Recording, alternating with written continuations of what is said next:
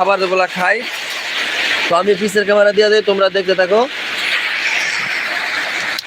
তো দেখতে পাচ্ছ সবগুলা বাচ্চা দুই সাইডে বাঁক হয়ে শুয়ে রয়েছে। এখন ওইগুলাকে আমি কিছু লড়াই দিব, এই সাইডটা ঢুকবো আবার ওই সাইডটা আসবো, বুঝতে পারছো? তাহলে তারা ধাওয়া পাবে। এই জন্য ধাওয়া পাইলে কি বেশি বেশি খাবারগুলো খাবে। তো গাইস তোমরা দেখতে থাকো।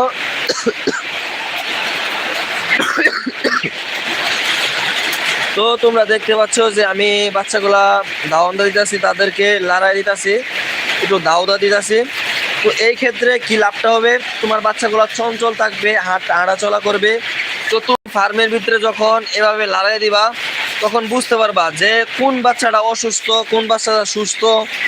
তো এটা তুমি ধরতে পারবা, বুঝতে পারছো? আর যেগুলা বাচ্চা ছোট হয়ে যায়, ঠিক না, যেগুলা বাচ্চা ছোট হয়ে যায় আর এইখানে